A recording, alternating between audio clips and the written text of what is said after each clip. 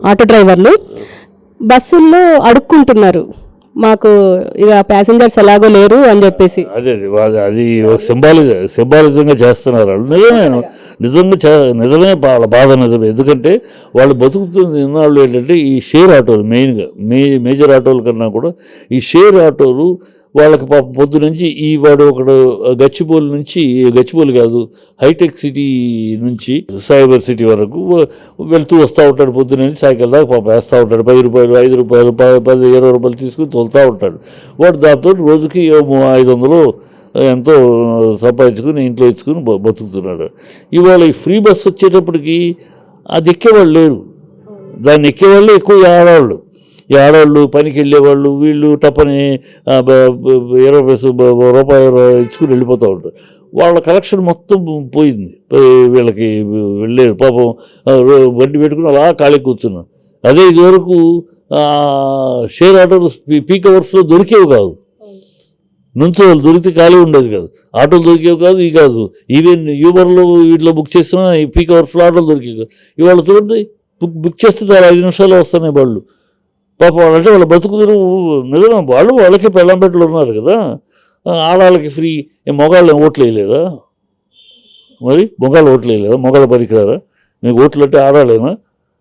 ఇవన్నీ వస్తాయి సమస్యలు. ముందు వెనకాల కన్సెషన్ ఇవ్వండి. గతంలో ఏంటంటే బస్ పాసులు, స్టూడెంట్స్కి బస్ పాసులు ఇచ్చారు, మిగతా వాళ్ళకి కొంతమంది కన్సెషన్ ఇచ్చారు. గవర్నమెంట్ ఉద్యోగులు కన్సెషన్ ఇవ్వండి. కన్సెషన్ వరకు ఓకే. కానీ అసలు ఫ్రీ అంటే ఎన్నాళ్ళు ఇవ్వగలరు, ఎలా ఇవ్వగలరు?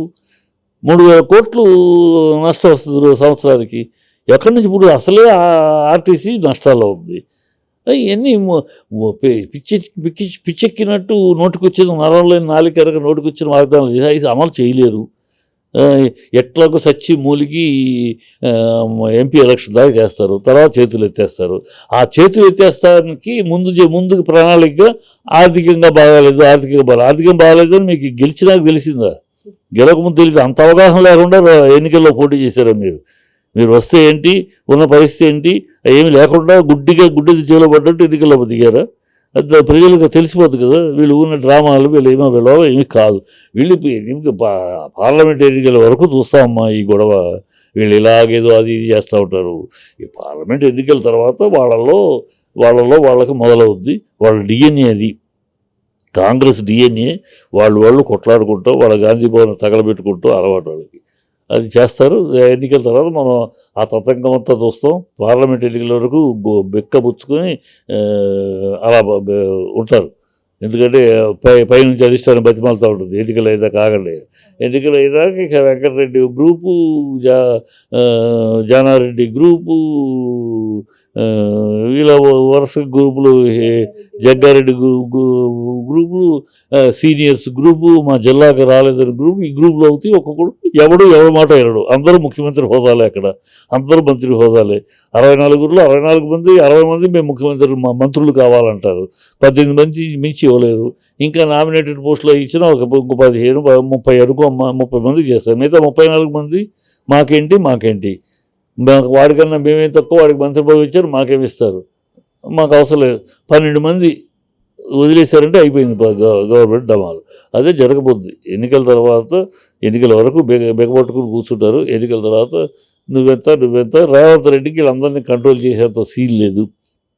రాజశేఖర రెడ్డి కంట్రోల్ చేశారంటే ఆయన మొదటి నుంచి పార్టీలో ఉన్నాడు కనుక ఆయనకు పట్టుంది. ఈయన నిన్నగా మొన్న వచ్చాడు.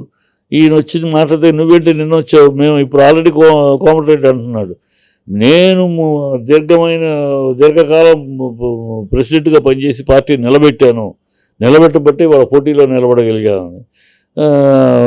బట్టి విక్రమార్క అంటున్నాడు, నేను గత అసెంబ్లీలో పార్టీ గురించి గళం విప్పి మాట్లాడబట్టే పార్టీ నిలబడింది. సో మా వల్ల పార్టీ నిలబడితే ఫైనల్గా నువ్వు వచ్చి గెలిచా, నువ్వేంటి చొక్కా అని వీళ్ళు ఇప్పుడే మొదలెడుతున్నారు. రేపు అది ఇంకా ఎక్కువ ఉంది. ఇప్పుడు మనం మళ్ళీ సినిమా విషయానికి వస్తే, ఇప్పుడు మణి శర్మ ఒక ఇంటర్వ్యూలో అన్నారు, అన్ని దేవిశ్రీ ప్రసాద్కి తమన్కే ఇచ్చేస్తే ఎలా, వాళ్ళకి 2 ఇచ్చినప్పుడు అట్లీస్ట్ మ్యూజిక్ డైరెక్టర్స్కి ఒక ఛాన్స్ ఇస్తే బాగుంటుంది కదా అని చెప్పేసి అంటున్నారు. పైగా ఈ మధ్య టౌన్ సాంగ్స్ ట్రోల్ అవుతున్నాయి. దాని మీద మీ స్పందన? ఇప్పుడు మణి శర్మ తప్పు, అసలు అడగటమే తప్పు. ఇక్కడ సక్సెస్ స్పీక్స్, ఇండస్ట్రీలో సక్సెస్ స్పీక్స్, నథింగ్ ఎల్స్. ఇక్కడ నీకన్నా సూపర్ హిట్లు ఇచ్చిన మ్యూజిక్ డైరెక్టర్ వాళ్ళు వెనకాల ఉన్నారు. ఎందుకున్నారంటే అసలు హిట్ లేవు కానీ సక్సెస్ స్పీక్స్ అంతే. సక్సెస్ ఎవడైతే పాటలు ఎక్కువ హిట్ సాంగ్స్ ఇవ్వగలుగుతున్నాడో ఆ మ్యూజిక్ డైరెక్టర్ వెనకాల వెళ్తారు. ఇవాళ నీకు రాలేదంటే నువ్వు హిట్లు ఇవ్వలేకపోతున్నావు కనుక రావట్లా. నీకు నువ్వు కాపీ సాంగులు నువ్వు అనుకునో తెలియకో తెలుసో ఇది కుడతా, అది ఎక్కడో సింబల్ ఎక్కడో కాపీ గొంతు వినపడుతుంది, కాపీ వర్షం వినపడుతుంది కనుక ట్రోల్ చేస్తున్నారు. నీకు నువ్వు సక్సెస్ ఇవ్వు, నీ ఎంట పడతారు. దేవిశ్రీ కంటిన్యూస్గా కష్టపడుతున్నాడు. సినిమాకి 2 పాటలు ఎట్టి పరిస్థితుల్లో సూపర్ హిట్ పాటలు ఇస్తున్నాడు. తమను రికార్డింగ్ అదరగొడుతున్నాడు. ప్రతి సినిమాలో ప్రేక్షకులు కూడా రికార్డింగ్ గురించి మాట్లాడే స్థాయికి రికార్డింగ్ చేస్తున్నాడు. నేపథ్యం మరి అతను వాళ్ళు సాధించుకున్నారు. కిరవాణి గారు మరి సూపర్ హిట్లు ఇస్తున్నాడు. ఆయన నీలాగా మాట్లాడలేదు. ఆయన అన్నీ చేయడు, ఎవడు పడితే ఆయనకి చేయడు. ఆయనకి ఆ విషయం ఉండాలి. విషయాన్ని బట్టి తన యొక్క ప్రాముఖ్యత చూపించుకోగలిగిన స్థాయి ఉంటేనే ఆ కథ చేస్తాడు. కనుక ఆయన మాట్లాడలేదు. మరి నాకు అన్నీ నాకు 1-2 వస్తున్నాయి అన్నీ ఆయన అనట్లేదు. ఆయన సక్సెస్ కూడా ఆయన పరిమితిలో ఆయన ఉంటున్నాడు. ఆయన కావాలనుకుంటే అన్నీ చేయడం మొదలెడితే ఆయన అందరి నుంచి చేయగలడు. ఆయనకున్న పేరుకి, ఆయనకున్న కెపాసిటీకి. ఆయన చాలు నిదానంగా నాకు తృప్తికరమైనది చేద్దాం, నెంబర్ కన్నా కూడా క్వాలిటీ కోసమని ఆయన ఉన్నాడు.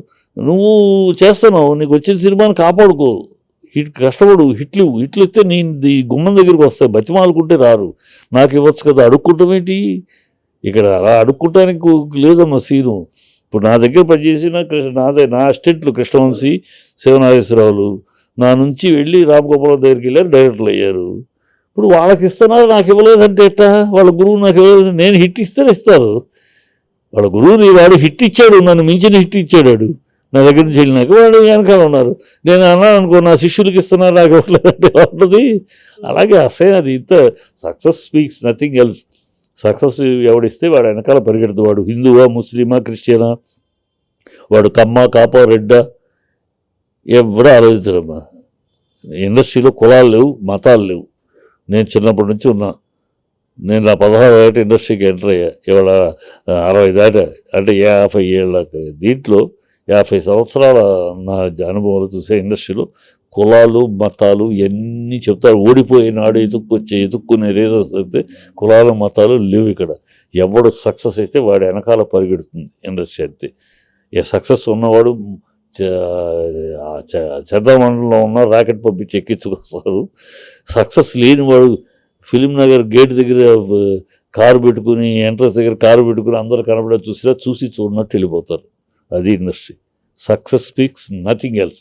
కనుక మణి శర్మ ఇండస్ట్రీలో ఉన్నవాడు ఇలాంటి మాటలు మాట్లాడకూడదు. తను వచ్చినప్పుడు సక్సెస్ ప్రూవ్ చేసుకోవాలి తప్పితే హిట్ అవ్వలేదంటే అవ్వలేదు.